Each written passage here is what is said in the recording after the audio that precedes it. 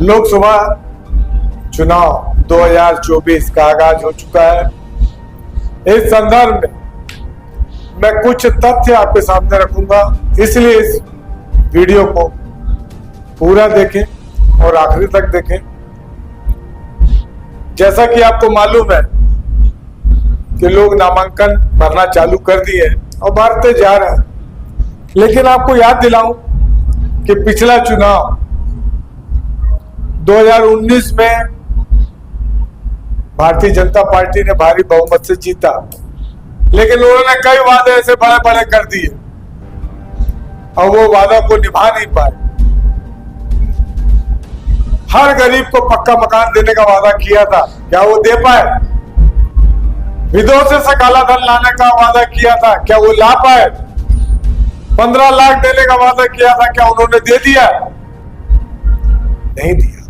ये झूठे वादे, जुमलेबाजी, ये सब नहीं। आपको ये देखना है, आपको ये चुनना है कि आपका प्रत्याशी कैसा है, कितना ईमानदार है।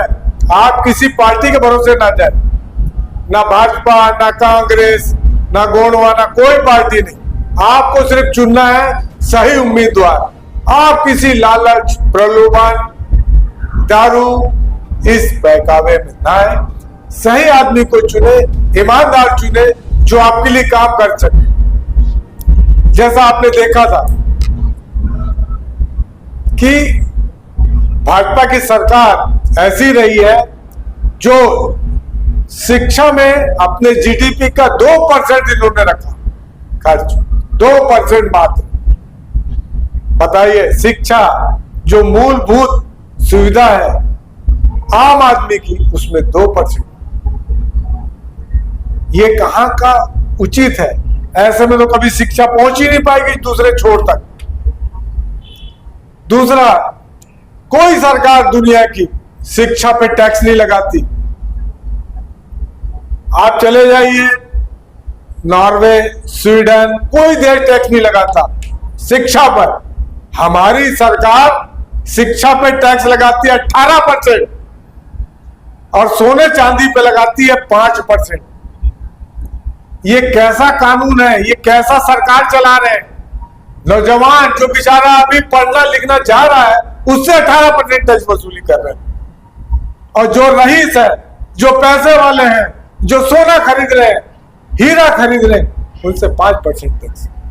ये सरकार गरीबों की सरकार नहीं है, ये अमीरों की सरकार है। पूंजीपतियों का टैक्स माफ कर दिया जाता है। 20,000 करोड़ रुपया नीरव मोदी लेके भाग गया, 10,000 करोड़ रुपया लेके विजय माल्या भाग गया, 3,000 करोड़ रुपए लेके ललित मोदी भाग गया, 6,000 करोड़ रुपए लेके नितिन सदेसरा भाग गया। ये देखती रह गई सरकार। ये कैसी सरकार है जो बोलते थे हम चौकीदार है? ये चौकीदार कर क्या रहा है? यहां से लोग रुपया ले लेके भाग रहे हैं, चौकीदार डंडा लेके चुपचाप बैठा हुआ है। बैठा ही नहीं हुआ है। इन्होंने तो 250 लाख करोड़ रुपया अमीरों का कर्ज माफी कर दिया।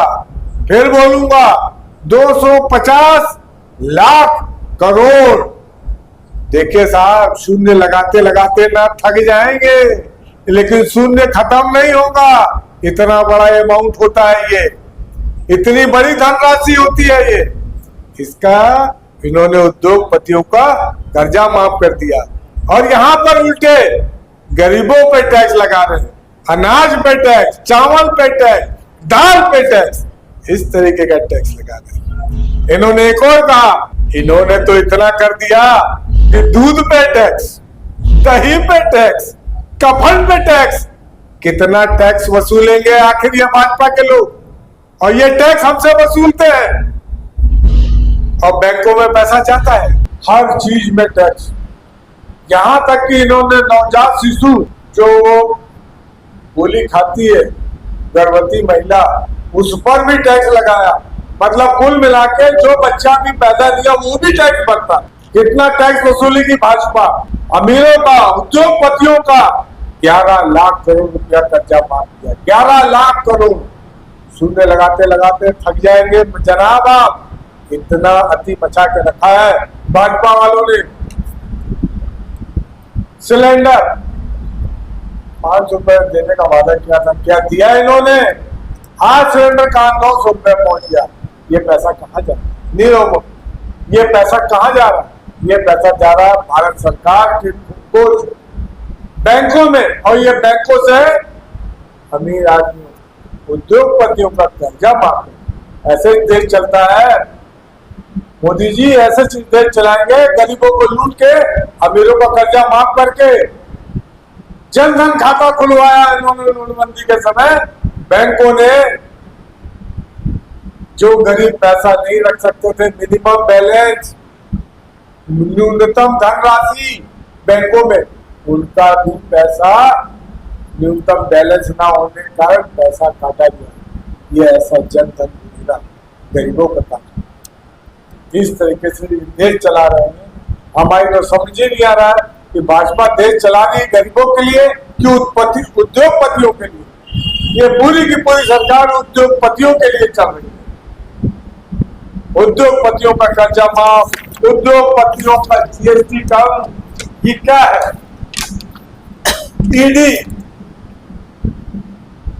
ईडी और सीबीआई का दुरुपयोग को इन्होंने बखूबी किया।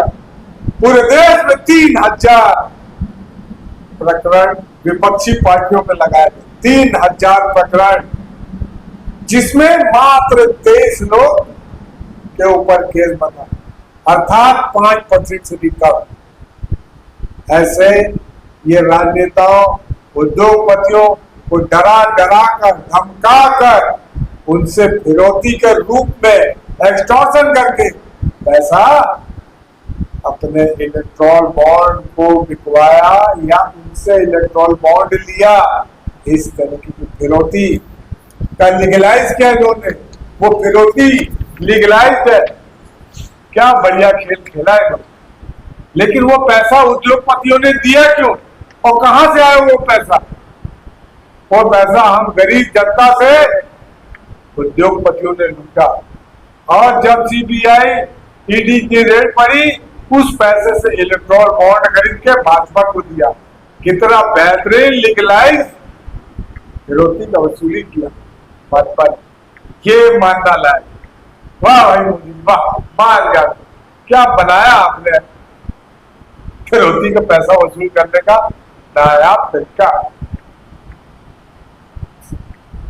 बिल्डरों के, गुजरात का एक नवसारी जिला है, जगह है, वहां पर बिल्डर के लिए रास्ता नहीं था। रास्ता बनाने के लिए इन्होंने राधा कृष्ण का मंदिर तोड़ दिया। मंदिर, बताइए, हिंदू धर्म की आस्था, धार्मिक भावनाओं को ठेस पहुंचाते हुए उद्योगपतियों को फायदा पहुंचाने के लिए, बिल्डरों को फायदा पहुंचाने के लिए राधा कृष्ण जैसा मंदिर है। ये बोलने को बोलते हैं कि हम हिंदू धर्म, सनातन धर्म के रक्षक हैं, लेकिन यही भक्षक।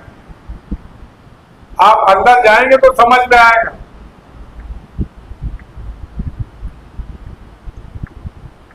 आपने देखा होगा महाराष्ट्र में विधायकों को तोड़ फोड़ के इन्होंने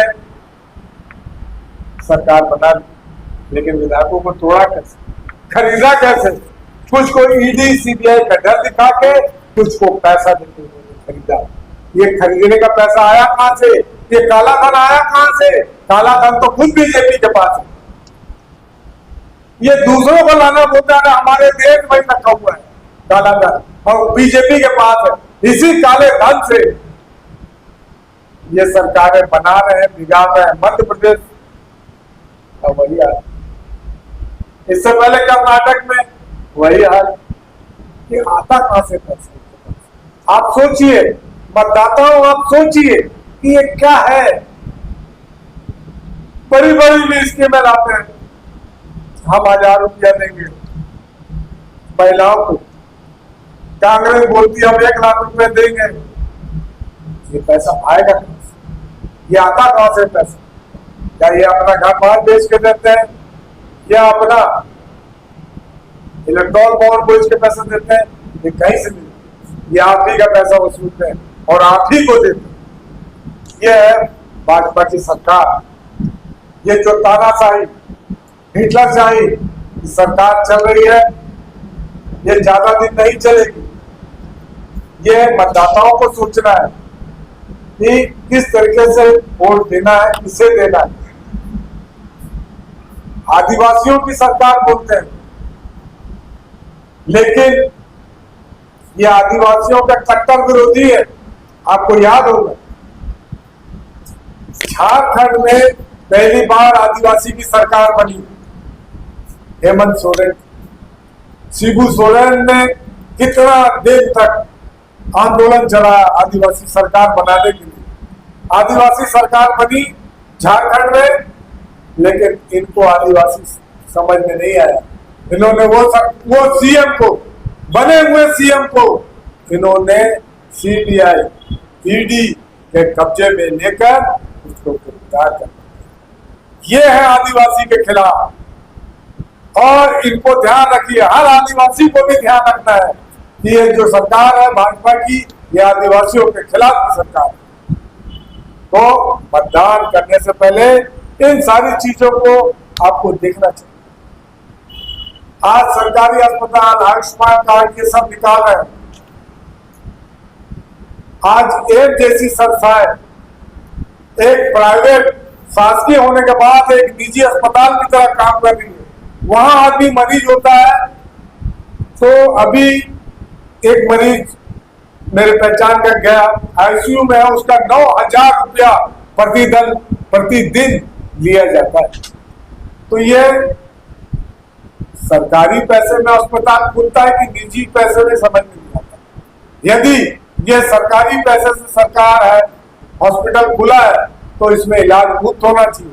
लेकिन अस्पतालों में, एक जैसे अस्पतालों में भी निजीकरण हो चुका है, वहां भी पैसे की वसूली कर रहे हैं। आप सोचिए कि क्या हो रहा है देश में।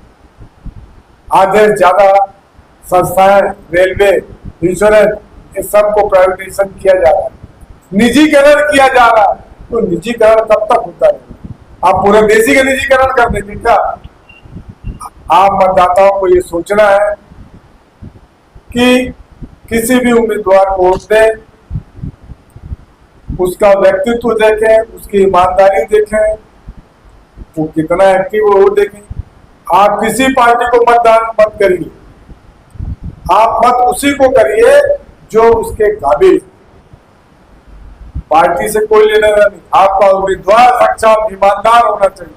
ना बीजेपी को वोट दीजिए, ना कांग्रेस को वोट दीजिए। मैं तो कहता हूं गुणवाना कोई मत दीजिए, लेकिन जो सही उम्मीदवार है आप उसी को वोट दीजिए। इसी के साथ मैं अपनी बातों को विराम देता हूं। आगे फिर मिलते रहेंगे। अजय चकोले, गुणवाना गणतंत्र पार्टी, रायपुर, छत्तीसगढ़। नमस्कार।